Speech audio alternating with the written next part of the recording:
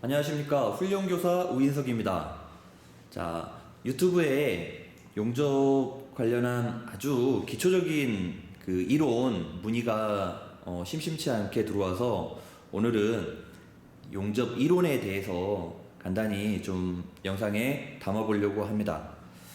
자, 막상 용접 이론을 좀 이렇게 영상에 담으려고 하다 보니까 좀 쉽게 짧은 시간에 담기는 좀 어려울 것 같은데, 자, 한번 제가 보고 있는 용접 일반 그 교재에 나와 있는 그 책의 순서대로 그 실제 용접을 하는데 가장 필요로 하는 그런 이론들만 좀 뽑아서 자, 제가 설명을 좀 드리도록 하겠습니다.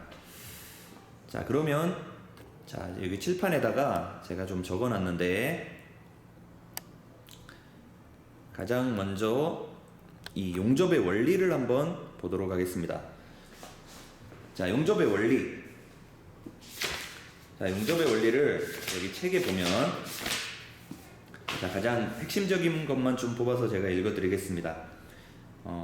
일단 용접은 접합하고자 하는 2개 이상의 금속 재료를 용융 또는 반용융 상태에서 용가제, 그러니까 용접봉을 첨가하여 접합하거나 접합하고자 하는 부분을 적당한 온도로 가열한 후 압력을 가하여 서로 접합하는 기술을 말한다.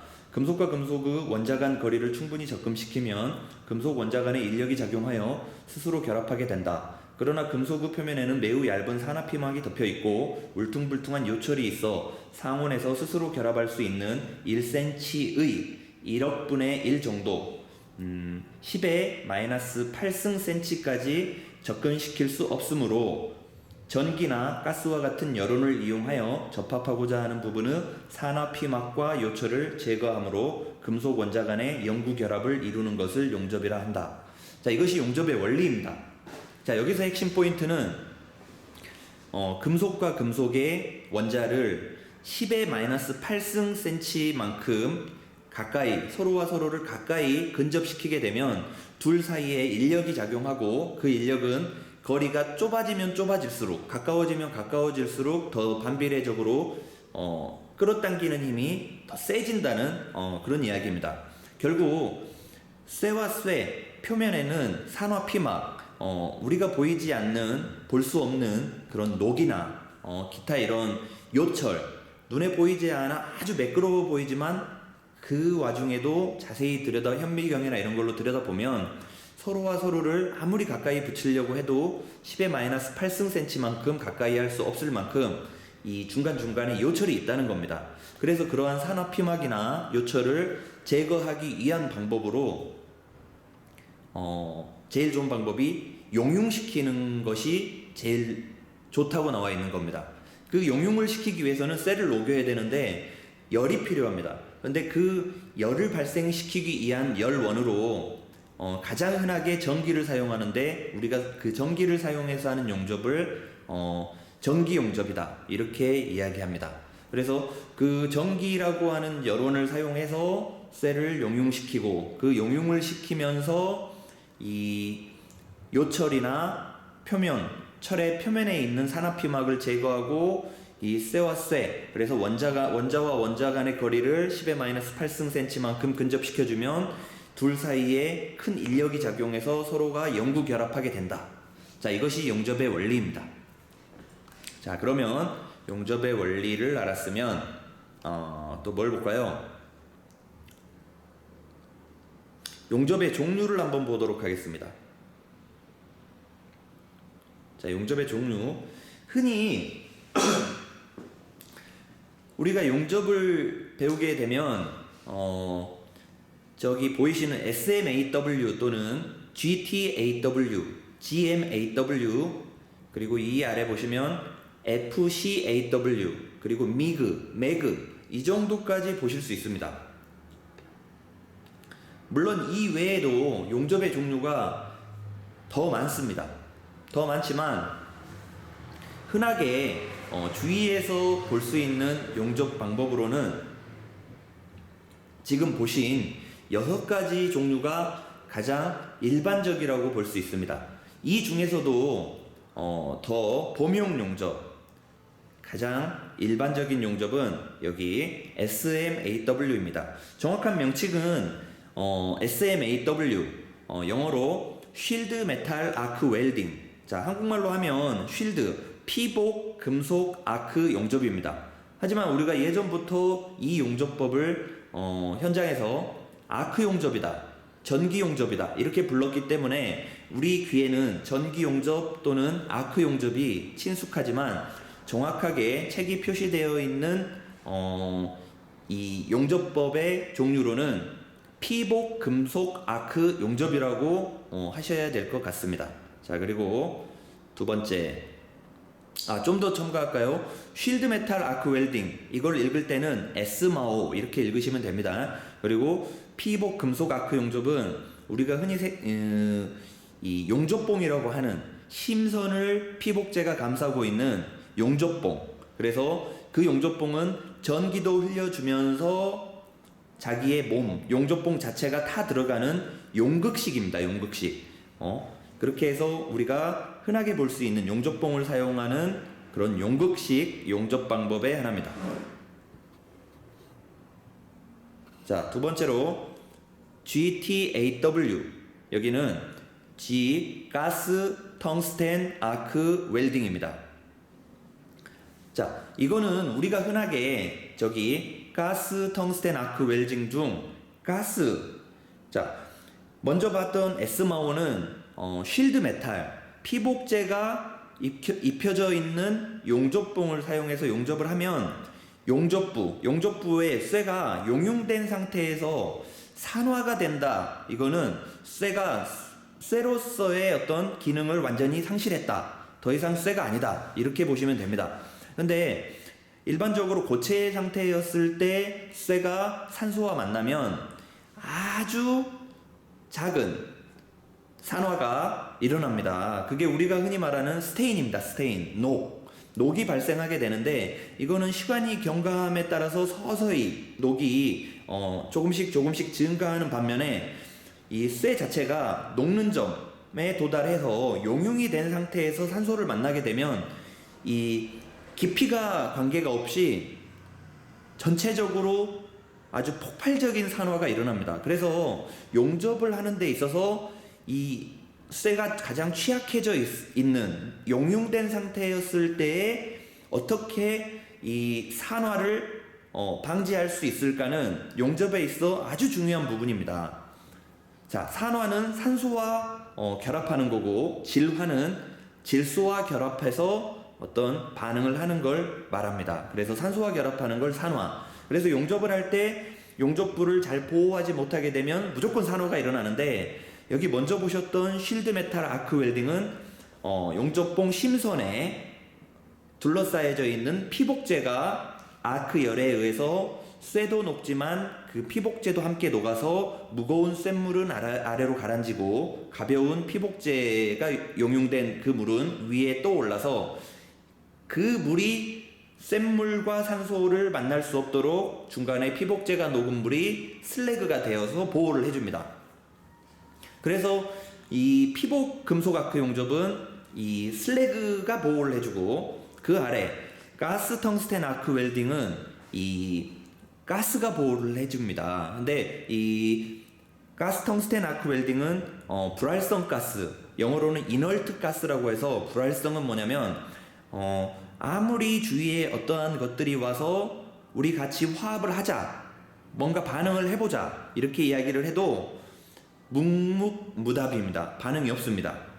아주 온전한 상태이기 때문에 더 이상 충분히 행복하고 더 이상 누구랑도 이 교류를 하지 않아도 혼자 완전한 그런 가스이기 때문에 더 이상 활성 상태가 되지 않아도 되는 말이 좀 이상한데, 여튼 주위에 어떤 가스가 와도 또 어떤 상황이 와도 별 반응을 하지 않는 그런 가스를 불활성 가스라고 합니다. 활성이 아닌 가스, 불활성 가스.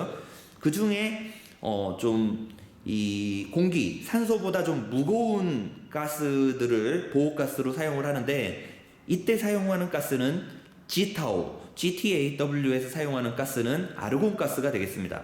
그래서 우리가 흔히 이 GTAW, 가스 텅스텐 아크 웰딩을 현장에서는 아르곤 가스를 쓰기 때문에 알곤 용접이라고 부릅니다.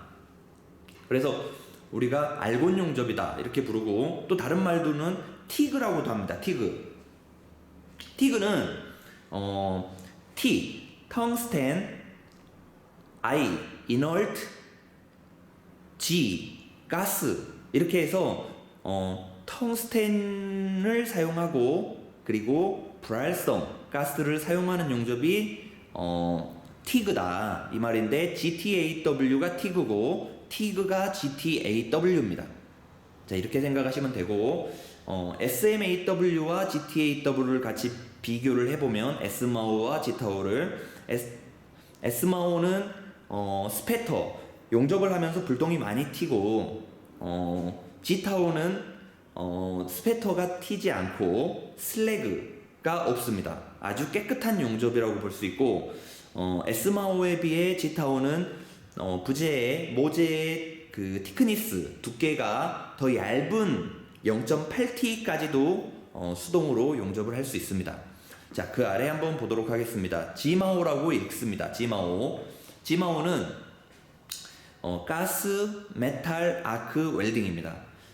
그래서 가스 금속 아크 용접 이렇게 보면 되겠습니다. 자, 여기서 GTAW와 GMAO의 중요한 부분은 T와 M에 있습니다. 차이는 T와 M인데, T는 텅스텐이고 M은 메탈입니다. 그래서 저기 위에 있는 SMAW 할 때 M도 GMAO 할 때 M과 똑같은 메탈인데, 이때 차이점은 SMAO와 GMAO의 M은 용극식입니다. 용극식이라는 말은 뭐냐면, 용접봉이 전류도 흘러주면서 자기의 자체, 용접봉 자체가 녹아서 용접을 해 나가는 방식이고, GTAW의 T는 전기만 흘려주고 텅스텐 전극봉 자체는 녹지 않고, 이때 웰딩 로드, 용접봉은 외부에서 별도로 공급을 해줍니다. 이래서 GTAW는 비용극식이라고 하고, 이 전기를 흘려주면서 용접봉이 녹지 않는, 그래서 비용극식이라 하고, SMAO와 GMAO의 M은 용극식이라고 말합니다. 용접봉이 전기도 흘려주지만 자기의 몸도 녹아 들어간다. 그래서 용극식이다. 이렇게 보시면 되겠습니다. 다시 한번 GMAO를 보면 가스 메탈 아크 웰딩입니다. 자, 이 GMAO를 우리가 흔히 CO2 용접이다 또 이렇게 이야기를 합니다. 우리는 CO2 가스를 쓰면 CO2 용접, 아르곤 가스를 쓰면 아르곤 용접 이렇게 부르는데, 그건 정확한 명칭은 아닙니다. 자, 이때 그 가스 메탈 아크 웰딩, 그 GMAO에는 어떤 가스를 쓴다라고는 표현이 되지 않은 것입니다. 자, 이때 FCAW가 있습니다. 그 GMAO에 사용되는 용접 와이어의 종류에는 솔리드 와이어가 있고 플럭스 코어 와이어가 있습니다. 이때 FCAW, 여기서 FC는 플럭스 코어의 약자입니다. 그래서 플럭스 코어 아크 웰딩, 이게 FCW고 FCAW고, 이 FCAW가 조선소에서 가장 많이 사용하는 우리가 흔히 부르는 CO2 용접입니다. 자, 참고로 그렇게 알아주시고, 자, 그 아래 또 이 티그 이렇게 부르는 것처럼 미그 이렇게 부르는 게 있습니다. 미그는 금속을 사용하고, I는 inert 가스, 그래서 금속 불활성 가스다. 아까 티그는 텅스텐 불활성 가스다 이렇게 보는 것과 같이, 여기에서는 텅스텐이 아닌 금속을 사용한다, 미그다 이렇게 말합니다. 이때 미그는 알곤을 사용합니다. 이때. 그리고 그 아래 매그는 뭐냐 하면 불활성 가스를 사용해서 용접을 하긴 하는데 이 믹싱을 해서 쓴다 이 말입니다. 한 종류의 가스를 쓰는 게 아니라 헬륨, 알곤, 이 두 가지를 섞어서 이 가스의 어떤 정도에 따라서 용접부에 이 나타나는 현상이 좀 용입의 깊이가 깊을 수도 있고 얕을 수도 있고 이런 어떤 특성이 있기 때문에 이런 부분을 본인이 필요에 의해서 몇 대 몇의 혼합비를 가지고 섞어서 쓰는 그런 용접을 여기서는 매그라고 부릅니다. 자, 매그. 여튼 그 부분은 제가 좀 자세히 설명드리기에 제 정보가 좀 부족한데 여튼 거기까지 알고 있습니다. 제가 참고로 거기까지 알아주시고,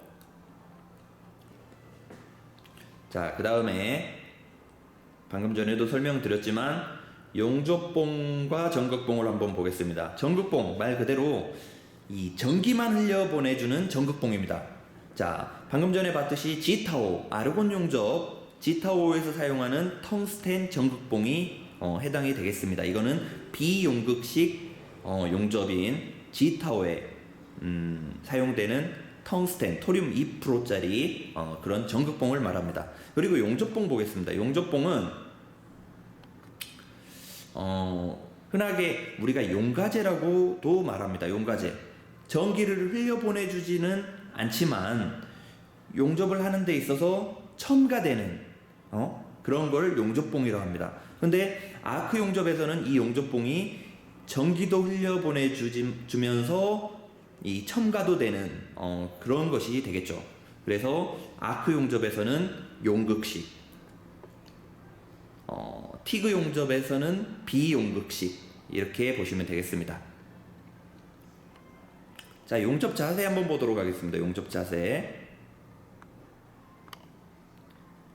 자, 용접 자세. 용접 자세는 우리가 흔히 숫자로 이렇게 숫자와 알파벳으로 이렇게 조합으로 표현을 하는데 1F, 2F, 3F, 4F를 볼 수가 있습니다.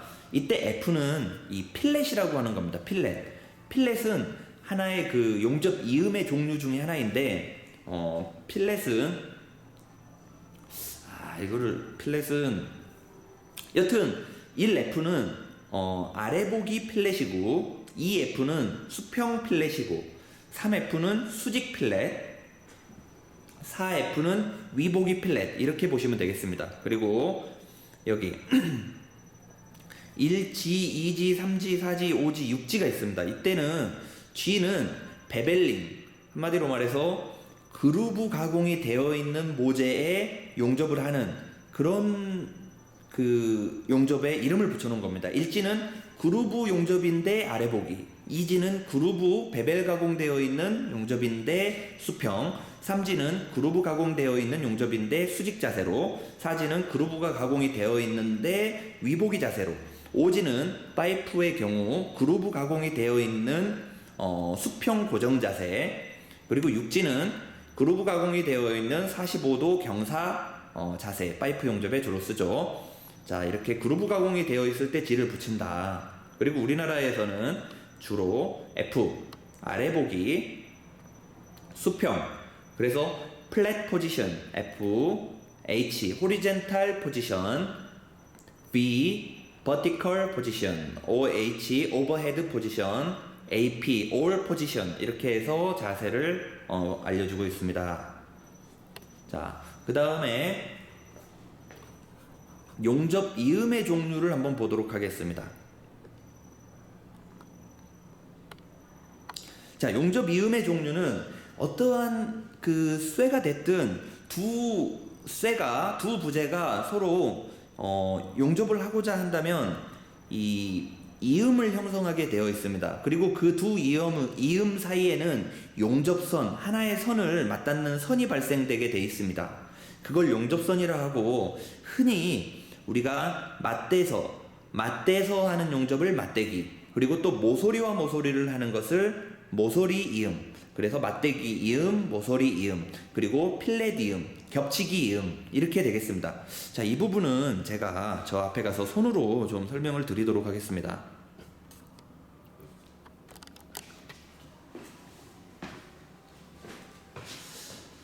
자, 일단 여기 맞대기 이음 한번 보도록 하겠습니다. 맞대기 이음은 이 두 철판이 있으면 철판을 이렇게 맞대서 이 맞닿는 부분에 용접을 하는 걸 맞대기 이음이라고 합니다.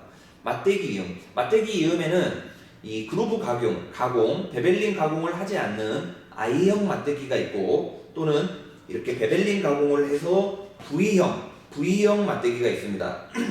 자, 참고로 맞대기 이음이라고 하고 모서리 이음은 이 부재의 끝면과 이쪽 서로 끝을 이렇게 모서리와 모서리를 잇는 겁니다. 이렇게 이게 모서리 이음입니다. 모서리 이음 이런 식으로 이렇게. 자, 필렛 이음은 이걸 T형 필렛이라고도 하는데 철판 위에 이런 식으로 이렇게 붙는 겁니다. 이렇게. 자, 겹치기 이음은 이렇게 되어 있는데 얘를 이렇게 겹치는 겁니다. 이렇게. 자, 이렇게 해서 겹치기 이음입니다.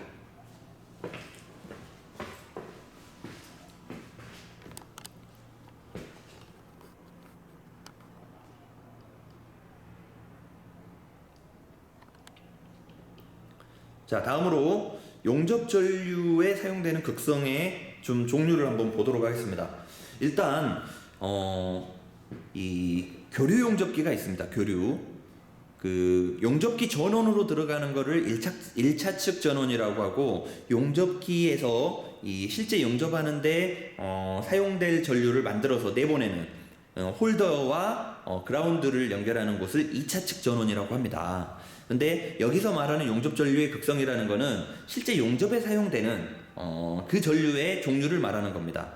1차측은 물론 교류이겠죠.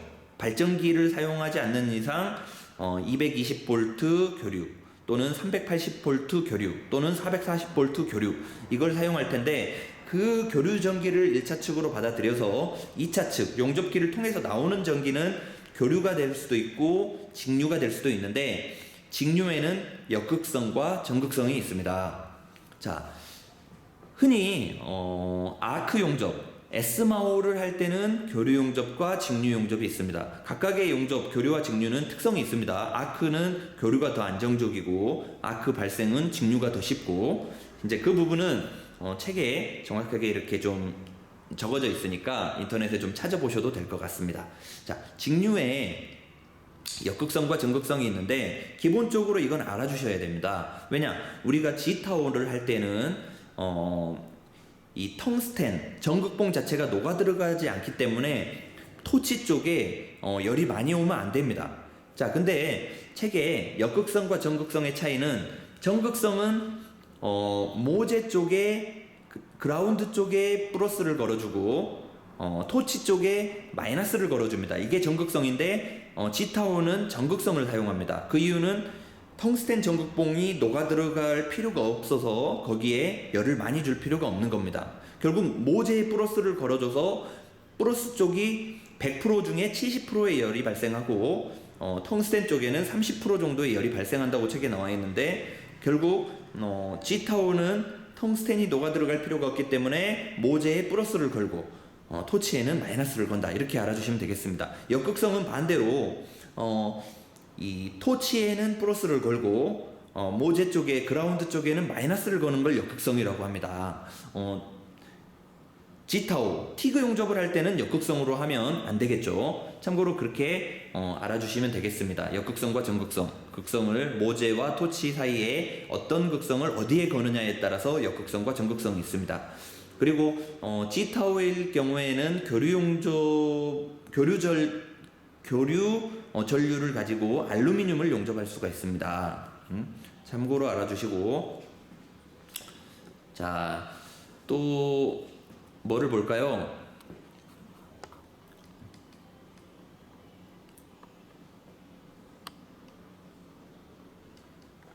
용접 결함을 보기 전에, 자, 용접이 어려운 이유를 한번 또 보도록 하겠습니다. 용접은 일단 여러 가지 요인에서 용접이 어렵습니다. 그 이유는 일단 내가 용접하고자 하는 부재의 두께에 따라서 어렵습니다. 두꺼운 것만 용접하는 사람은 빵꾸 날 위험이 없기 때문에 좀 높은 전류를 가지고 용접을 해도 일단 빵꾸가 날 것 같은 거에 대한 걱정은 하지 않으면서 용접을 할 수 있습니다.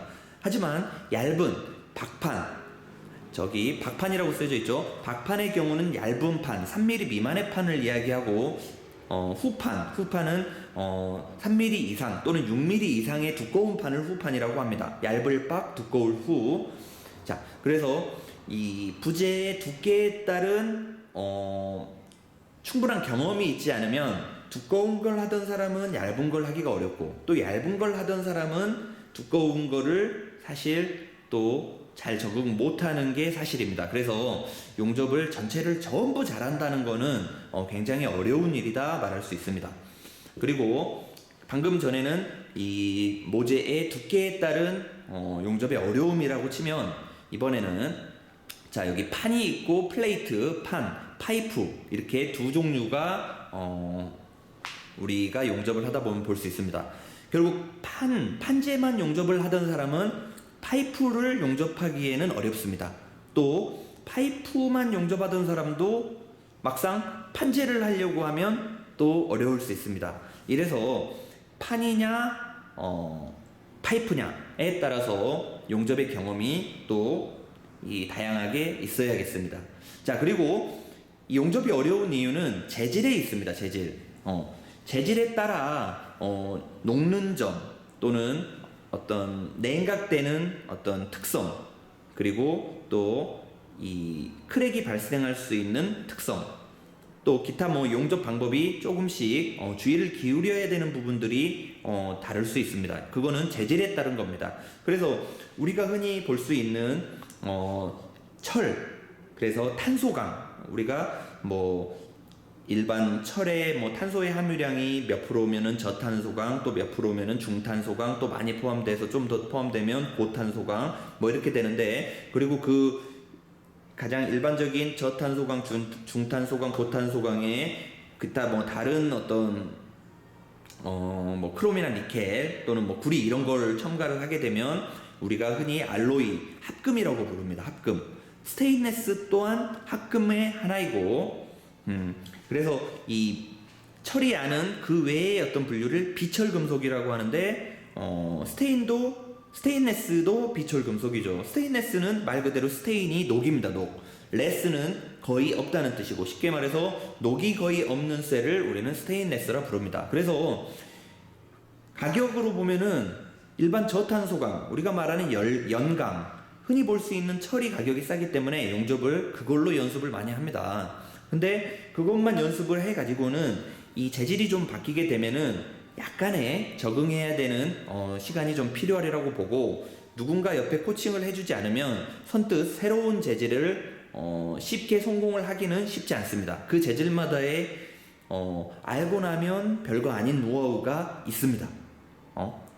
하지만 알고 나면 진짜 별거 아닙니다. 근데 몰랐을 때는 치명적으로 용접에 문제가 될 수 있는 그런 것들이 있기 때문에 이 각 재질에 따른 용접의 어떤 특성을 좀 이해하고 용접을 하실 필요가 있겠습니다. 그래서 이렇게 재질에 따라서도 용접이 또 어려워질 수 있습니다. 경험이 없으면. 자, 그리고 끝으로는 자세에 따른 용접의 난이도입니다.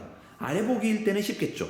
근데 점점 위보기 자세로 갈수록 어렵습니다. 또 위보기 자세라 할지라도 공간이 협소해서 작업을 할 수 있을 만한, 또는 아래보기 자세라서 공간이 협소해서 작업을 할 수 있을 만한 그런 여유 공간이 충분히 나오지 않으면 용접은 아래보기라고 해도 난이도는 진짜 굉장히 어려워진다고 볼 수 있습니다. 자, 이렇게 어떤 부재의 모양에 따른, 또 부재의 두께에 따른, 또 부재의 재질에 따른, 또는 용접을 해야 되는 그런 장소의 공간, 그래서 자세에 따른 각각의 이 용접의 어려움은 굉장히 많을 수 있고, 그래서 범위가 굉장히 넓습니다. 그래서 모든 용접을 다 잘한다, 이거는 불가능하다고 볼 수 있습니다. 그래서 본인이 실제 지금 하고 있는 자세, 하고 있는 부재의 모양, 또는 하고 있는 부재의 두께, 하고 있는 부재의 재질, 그거는 아마 본인이 잘 할 수 있으리라고 봅니다. 하지만 경험이 없는 다른 자세나 다른 부재의 종류나 재질이나 다른 어떤 두께의 파이프나 철이나 이런 거는 아마 바로 적응하기는 어렵다고 저는 생각하고 있습니다. 자, 여기 또 아크 발생법이 나옵니다. 아크 발생법. 자, G타워 티그 용접의 경우는 아크를 스위치적으로 고주파라고 하는 것이 이 어떤 플러스와 마이너스를 직접적으로 직접적으로 터치를 시키지 않아도 아크를 발생시킬 수가 있습니다. 그거는 고주파 발생법입니다. 근데 여기에서 말하는 아크 발생법, 긁기법, 찍기법은 피복 아크 용접, 에스마오, 쉴드 메탈 아크 웰딩에서 아크를 발생시키는 방법인데, 쉴드 메탈 아크 용접, 일명 아크 용접, 전기 용접은 용접봉 플러스와 또는 모재, 마이너스가 한 번은 붙었다가 떨어지면서 거기에서 발생되는 스파크, 작은 스파크를 이용해서 큰 아크로 만들어내는 그런 작은 손기술이 필요합니다. 근데 이렇게 한번 단락시키는 어떤 그런 이 작업 형태를 우리는 긁으면서 지지직 하면서 아크를 발생시키는 그냥 긁기법이라고 이렇게 표현하고 있고, 탁탁탁탁탁 찍어내면서 하는 법을 찍기법이라고 표현하고 있습니다.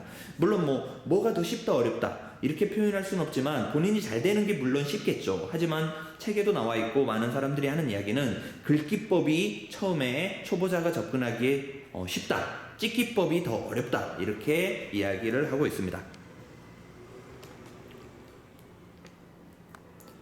자, 이번에는 이쪽에 용접 작업에 영향을 주는 요소 3가지. 여러분들 용접을 잘하고 싶으시면 이것만 아시면 됩니다. 가장 중요한 겁니다. 자, 용접 작업에 영향을 주는 요소 3가지는 일단은 용접봉의 각도입니다. 각도, 토치의 각도. 자, 각도를 다른 표현으로 하면 우리가 어떤 사냥을 하기 위해서 새를 잡으러 간다. 이때 사냥을 하기 위해 총을 사냥총, 이런 총으로 새를 겨냥한다고 놓고 봤을 때 정확하게 겨냥을 하지 않으면 아무리 많은 총알을 쏴대더라도 새를 맞힐 수 있는 가능성은 없다고 볼 수 있습니다.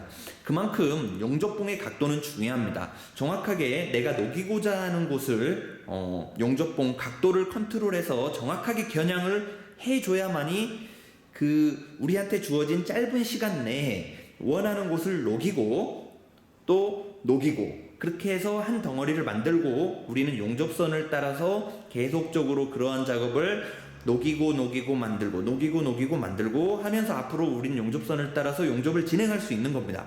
근데 처음에 내가 내 손을 잘 컨트롤을 할 수 있는 능력이 없으면 용접봉 토치 또는 토치의 각도를 적절하게 컨트롤할 능력이 없으면 녹이고자 하는 부분을 녹이지 못하고 또 녹이지 말아야 되는 부분을 용융시키게 됩니다. 결국 이렇게 잘 컨트롤 못하면 나머지 것, 아크 길이를 잘 맞추고 용접 속도를 아무리 잘하더라도 용접이 예쁘게 될 수가 없습니다. 자, 그것이 용접 각도입니다. 자, 참 또 다음 2번째로 아크 길이 보도록 하겠습니다. 아크 길이는 아크 길이가 길어지면 아크의 집중성이 떨어지고 또 불필요하게 넓은 범위에 열을 가하게 됩니다. 또 아크의 집중성이 떨어진다는 것은 내가 녹이고자 하는 부분을 짧은 시간 내에 녹이지 못하고 앞으로 용접을 진행하지 못하고 용접이 지연되는 그런 상황을 만들어내고, 그러게 되면은 이 모재에 필요 이상의 많은 이별을 가하게 됩니다. 열을 주게 되고, 그러다 보면 또 용접이 예쁘게 되지 않습니다. 그래서 아크 길이는 되도록이면 짧게 유지할 수 있는 능력을 키우고, 또 경우에 따라서 아크 길이가 짧을 때와 길 때의 특성이 좀 다르기 때문에 아크 길이를 좀 인위적으로 길게 하는 어떤 이 스타일이 있긴 하지만 처음 배우는 입장에서는 아크 길이를 짧게 유지를 한다. 그때 유지하는 아크 길이는 내가 현재 사용하고 있는 용접봉의 지름만큼으로 하고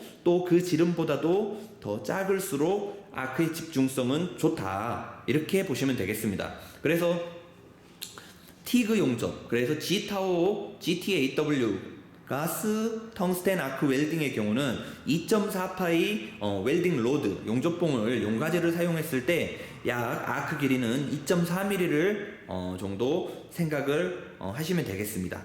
자, 그만큼 아크 길이는 중요합니다. 아크의 집중성. 그래서 주위에 다른 분은 빵꾸 내지 않고도 용접을 잘 내는데 나는 잘 안 된다. 이 말은 전류가 세서도 그럴 수 있지만 시간 대비 빨리빨리 녹이고 앞으로 전진을 해줘야 되는데 녹지 않기 때문에 뭔가를 해내려고 머무르는 시간이 많아서 오히려 더 쇠 입장에서는 많은 열을 받는 이런 상황이 만들어질 수 있습니다. 아크 길이 굉장히 중요합니다.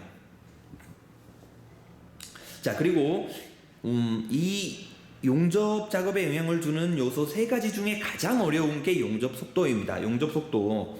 용접 속도는 용접봉의 토치의 각도, 이 아크의 길이가 잘 됐을 때 용접 속도는 그때서야 비로소 연습을 할 수 있습니다. 이 용접봉 토치의 각도나 아크 길이가 문제가 있다고 하면 용접 속도는 의미가 없습니다. 왜냐?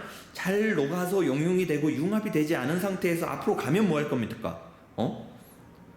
용접 속도 가면 뭐 할 겁니까? 용접이 안 됐는데 계속 분량만 만들어내는 거죠. 그래서 용접 속도를 이해하려고 한다 하면 이 토치의 각도 또는 아크의 길이가 어느 정도 안정권으로 접어들었을 때 용접 속도를 컨트롤 해볼 수 있는 그런 능력이 생긴다. 저는 이렇게 생각하고 있습니다. 그래서 용접 속도 쉽게 생각하면 이 쇠가 이제 빨리 녹아가지고 쇠가 나 이제 곧 빵꾸나려고 하는데 좀 빨리 가지 할 때 쇠가 우리랑 대화를 할 수 없기 때문에 알려줄 수는 없지만 우리는 그 쇠 용접 부위를 보면서 쇠가 지금 나한테 전달하는 메시지를 읽고 좀 더 스피드를 낼 때는 내주고 또는 쇠가 나 아직 안 녹았는데 가면 안 될 텐데 라고 표현을 하면 그때는 조금 더 머물러주고 또 나 빵꾸 나려고 하는데 할 때 얼른 알아차리고 아크를 에스마오의 경우는 용접봉을 드러내는 아크를 소멸시키고 지타오의 경우는 스위치를 눌러 아크를 끄고 이렇게 빨리 그런 것들을 알아차려서 아크를 껐다 켰다 또는 좀 더 빨리 갔다가 머물렀다 이런 것들을 컨트롤하는 겁니다. 그리고 이 용접 속도나 이런 부분을 컨트롤을 했는데도 불구하고 내가 이 용접물을 끌고 가는 데 있어서 불안함이 있다. 이럴 때는 전류 조정을 해줘야 되겠죠.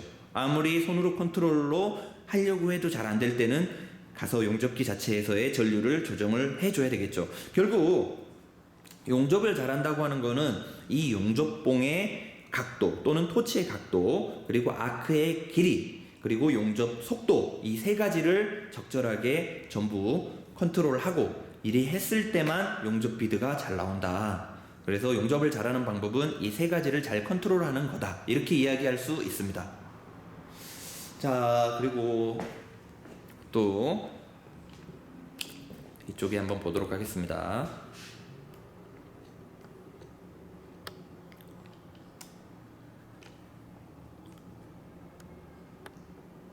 자, 여기 공냉식, 순냉식이 있습니다. 공냉식. 공냉식은 저도 맨 처음에는 이 공냉식이 뭔가 했는데 공냉식은 지타오의 경우 이 용접할 때 사용하는 전류를 이 토치가 연결되어 있는 도선, 전기가 흐를 수 있는 선이 감당할 수 없을 만큼 세면 이 선에서는 열이 발생하게 됩니다.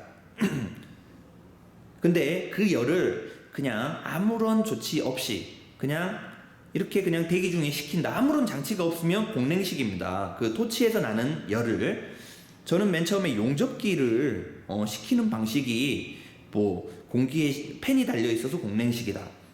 순냉식은 용접기를 물로 식힌다. 저는 이렇게 생각했는데 그게 아니고 용접 토치가 연결되어 있는 또는 용접봉을 끼우는 홀더가 연결되어 있는 선에서 발생하는 그 토치 선을 식히는 방법이 공냉식이냐 순냉식이냐 이렇게 표현이 되고 있습니다. 공냉식은 아무런 장치가 없는 거고 순냉식은 전선을 보면 안에 도선이 있습니다. 구리 재질이나 또는 알루미늄 재질로 되어 있는 선이 있고 그 선을 우리가 감전이 되면 안 되기 때문에 또 다른데 합선이 되면 안 되기 때문에 피복제로 감싸고 있는데 그 피복제가 없이 그 구리나 또는 알루미늄 선 자체를 물이 감싸고 흐르고 또 그 물을 호스가 감싸고 있습니다. 결국 하나의 호스 안에 물과 구리 전선 또는 알루미늄 전선이 같이 들어있고 그 물이 계속 순환을 합니다. 순환 모터에 의해서. 그래서 그 전선에서 나는 열을 물이 식혀준다 해서 순행식이 되겠습니다.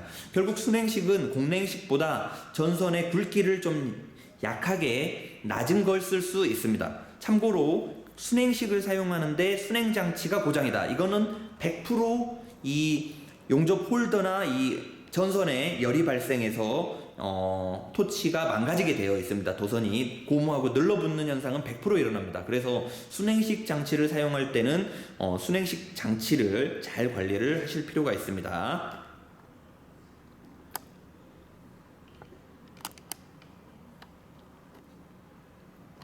자, 비드의 폭.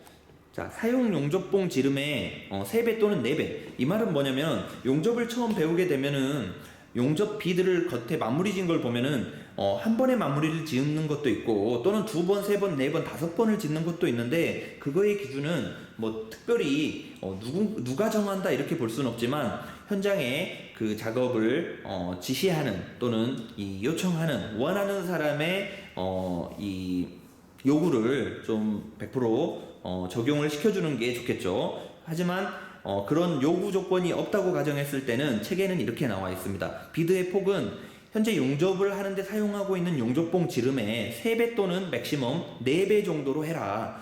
결국 2.4파이 용접봉을 사용해서 용접을 한다. 그러면 약 3mm 잡고 9mm 또는 12mm 정도로 용접을 하고 비드의 폭을 그리고 12mm로 했는데도 불구하고 아직 용접이 마무리가 안 됐다. 그러면 그거를 13, 14mm로 더 크게 용접을 하려고 하지 말고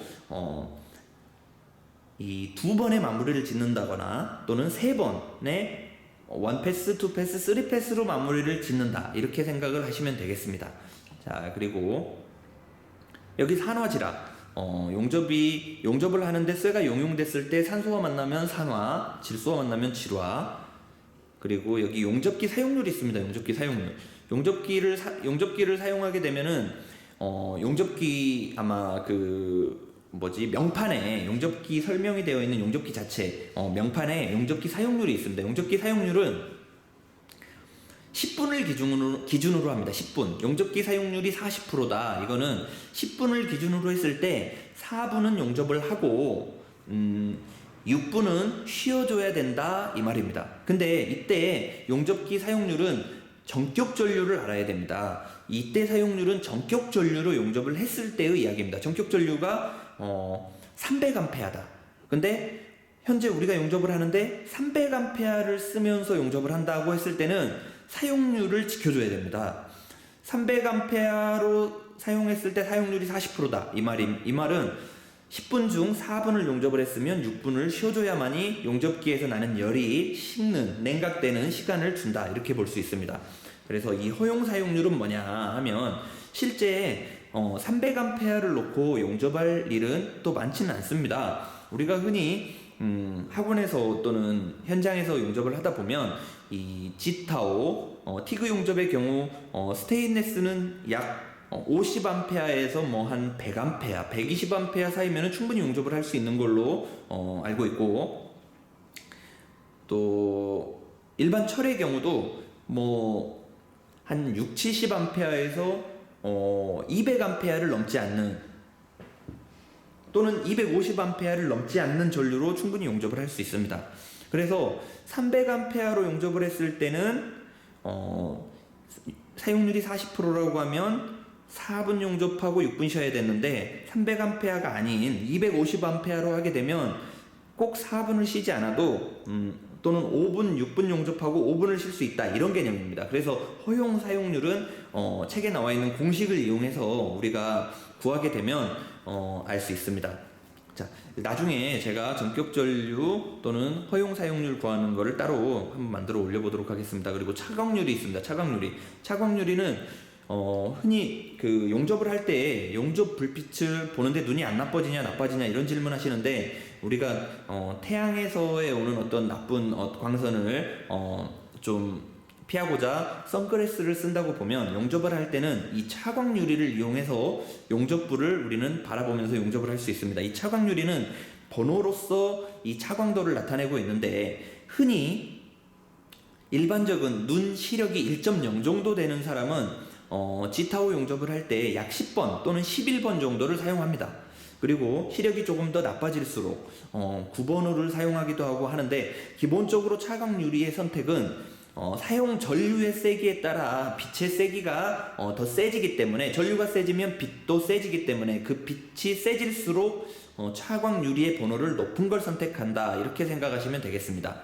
그래서 우리는 차광 유리를 쓰고, 제 개인적인 생각이지만 차광 유리를 사용해서 용접을 하게 되면 용접을 한다고 해서 눈이 나빠진다, 저는 이렇게 생각하지는 않습니다. 자, 여기까지 이야기를 하고, 자, 여기 보면 용접 이행 형식이 있습니다. 그래서 이 용접 이행 형식은 용접봉이 녹아서 용접부, 그래서 쇠에 이행이 되는 어떤 형식인데, 이 모양과 특성을 이름을 붙여놨습니다. 단락형, 스프레이형, 글로뷸러형. 단락형은 비교적 큰 좀 물방울 같은 덩어리가 한 번 모재에, 용접봉에서 완전히 떨어진 건 아니지만 모재 쪽에 달라붙었다가 용접봉에서 떨어져서 옮겨가는 거고, 스프레이형은 용접봉 자체가 이렇게 얇은 스프레이, 말 그대로 스프레이처럼 분사가 돼서 이렇게 칙 뿌려지는 겁니다.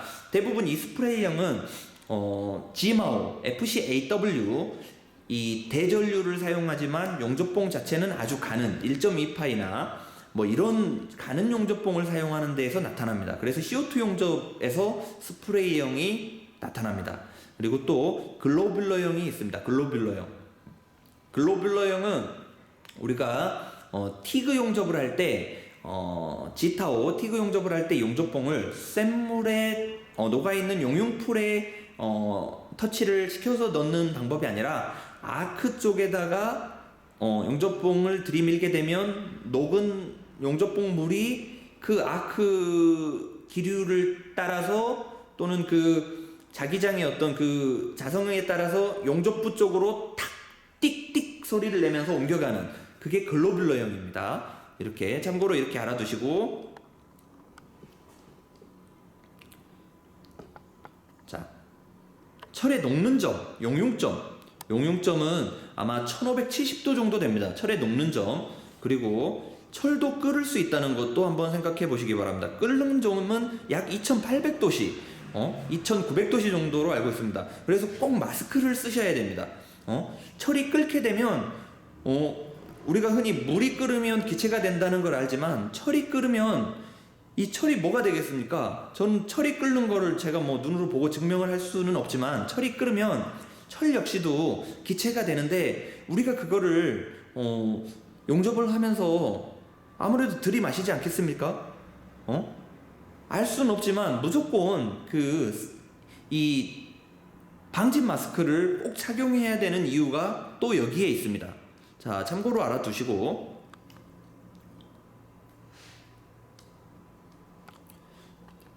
자, 운봉법 보도록 하겠습니다. 운봉법. 자, 운봉법은 왜 필요하냐?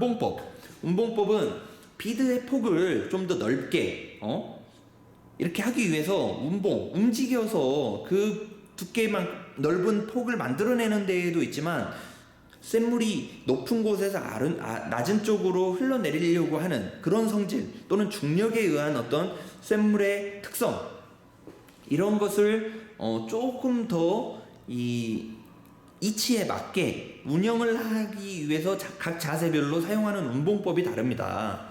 참고로 운봉법을 이해하기 위해서는 쇳물이 위에서 아래로 흐르는 특성을 잘 이해를 해야 된다고 봅니다. 자, 그리고 운봉법, 전기 용접에서는 이렇게 운봉법 하는데, 티그 용접에서는 그냥 팔자 위빙이 또 그에 해당이 되겠습니다.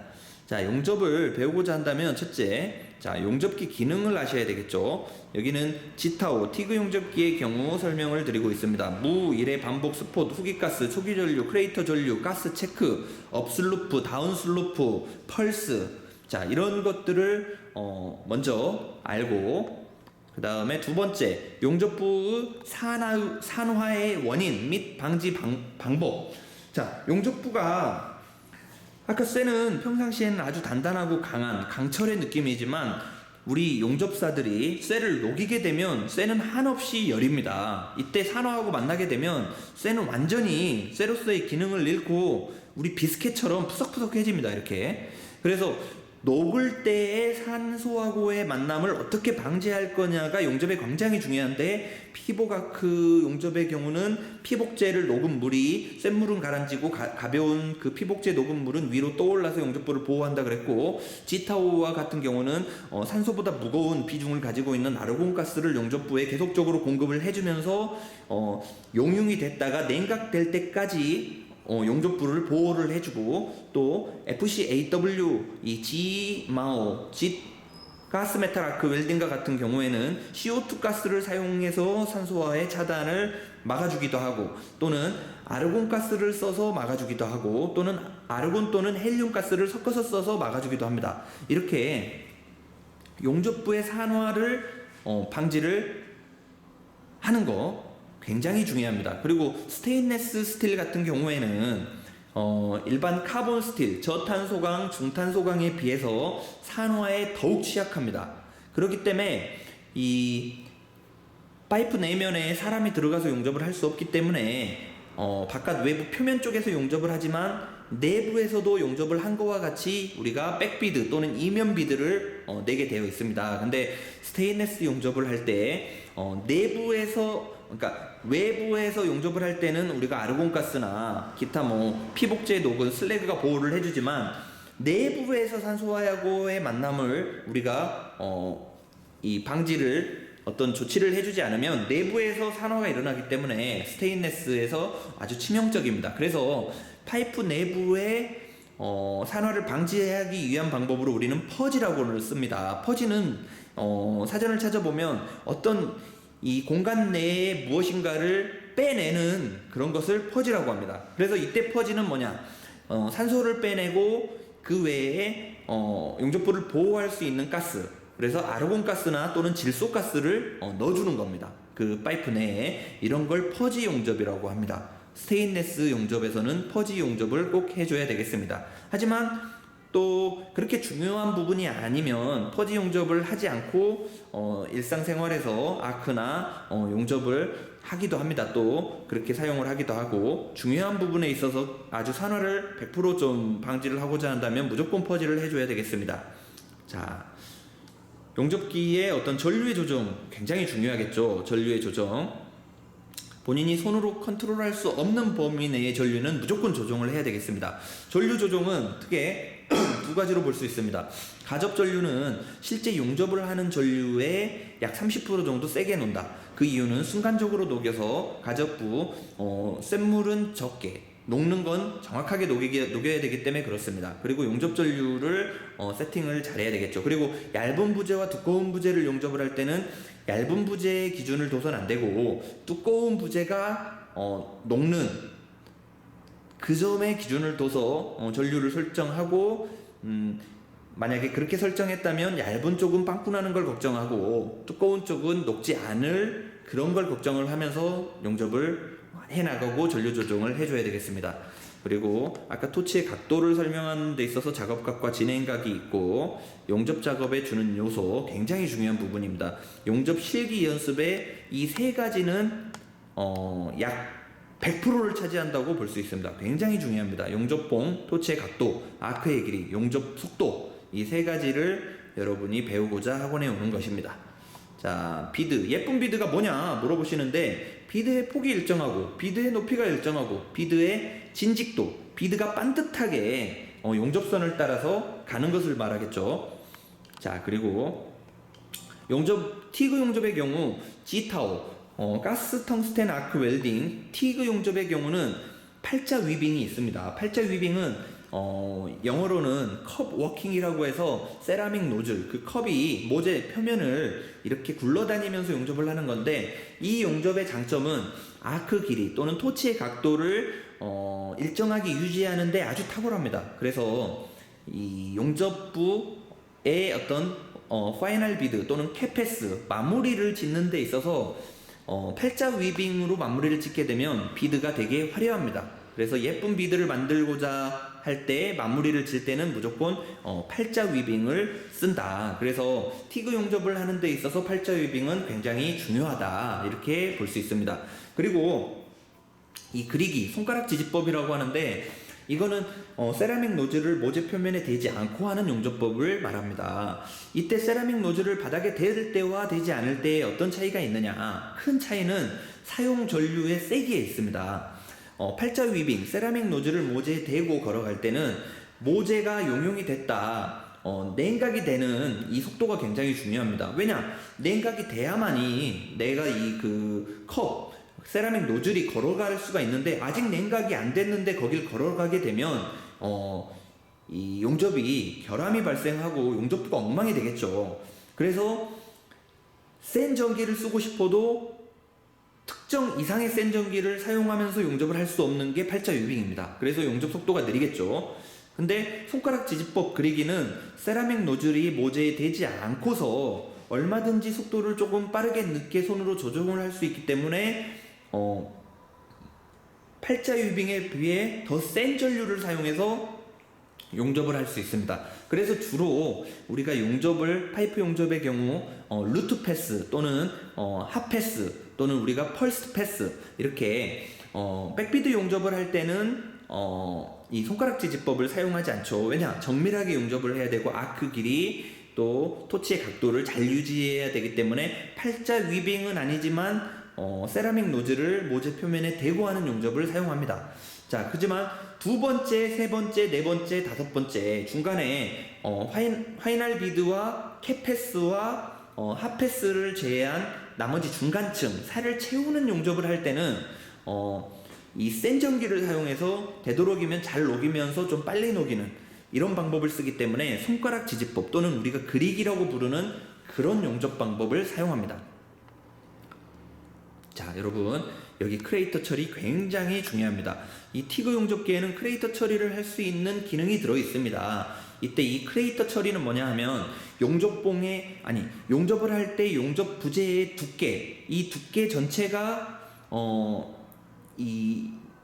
충분히 열을 받게 되면 이때 이 크레이터 처리를 잘못하게 되면 바늘로 꼭 찔렀다가 빼내는 바늘구멍과 같은 피놀이 생길 수가 있습니다. 근데 이 피놀을 방지하기 위해서는 냉각되는 속도를 서서히 이렇게 늦춰줘야 되는데, 대부분 이 센 전기 용접 전류로 용접, 백비드 용접, 아까 그 핫패스, 백비드, 이면 비드 용접을 할 때 이 비드의 전체 두께가 열을 받았다가 불이 딱 꺼지게 되면 그 전체 두께, 방금 용접됐던 용접 비드 전체가 열을 받았다 냉각되면서 바늘로 꼭 찔렀다 빼내는 그런 피놀이 만들어지게 되는데, 이때 피놀을 안 만들기 위해서 사용하는 기능이 용접기에 있는 크레이터 전류입니다. 크레이터 전류는 최소한의 피놀이 안 만들어질 만큼의 전류로 설정을 합니다.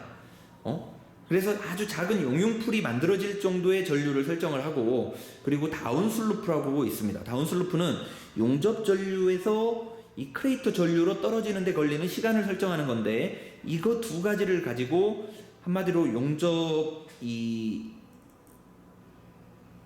아크를 끌 때 크레이터 처리라고 하는 거는 꼭 이 블랙홀 같이 뭔가 구멍이 생기는 거를 갖다가 서서히 문을 다 닫아준다 생각하시면 됩니다. 이렇게 기공이 안 생기게 서서히 다 닫아주고, 마무리는 어디에 짓느냐, 전체 두께가 열이 받을 수 없는 백비드 용접을 할 때 같은 경우에는 이 베벨 면 쪽으로 그 용융풀을 끌고 가서 마무리를 져주는 겁니다.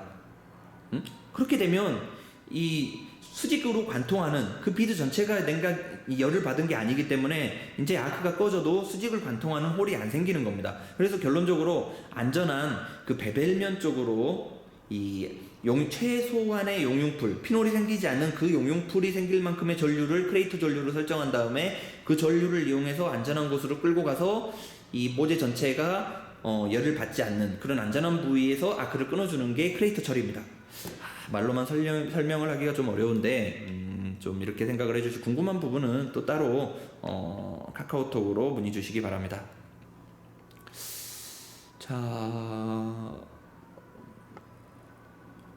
일단 여기에 써놓은 부분은 거의 다 설명을 했는데, 자, 여기 또 한번 하나만 더 보도록 하겠습니다.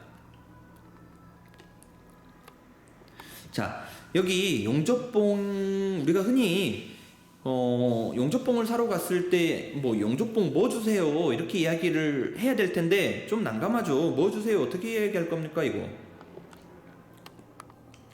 자, 24301은 일미나이트계입니다. 일미나이트계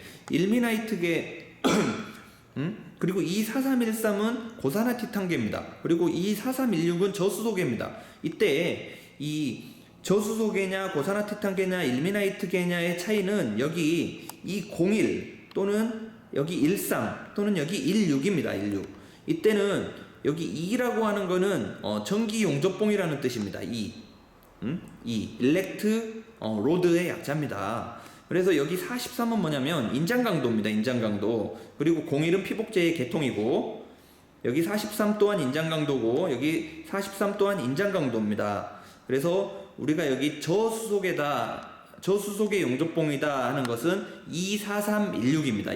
16이 저수소계, 13이 고산화 티탄계, 01이 일미나이트계. 그리고 우리가 흔하게 사용하는 상품명 CR13은 여기 24313입니다. 그래서 가서 24313 용접봉 사러 왔습니다. 이렇게 이야기하면 되겠습니다. 또 24316 또는 27016. 그래서 43보다 70이 인장 강도가 더 높죠. 그래서 70을 고장력봉이라고 합니다. 자, 참고로 이렇게 알아두시면 되겠습니다. 이게 외국에 가서 용접봉을 산다 할 때는 굉장히 중요합니다. 한국에서는 그냥 뭐 조선선제 CR13 이름을 내워가지고 그 빨간색 용접봉 주세요 하면 되겠지만, 혹시 외국이나 이런 데 가서 용접봉을 살 때는 그 사람들은 CR13을 모릅니다. 조선선제가 어딘지, 고려용접봉이 어딘지, 현대용접봉이 어딘지 모릅니다. 근데 우리는 고장력봉 저수소계를 사고 싶다 이럴 때는 여기 24313 달라고 하셔야 됩니다. 24316 이런 것들을 알고 가셔야 용접봉을 살 수 있습니다. 자, 참고로 알아두시기 바랍니다.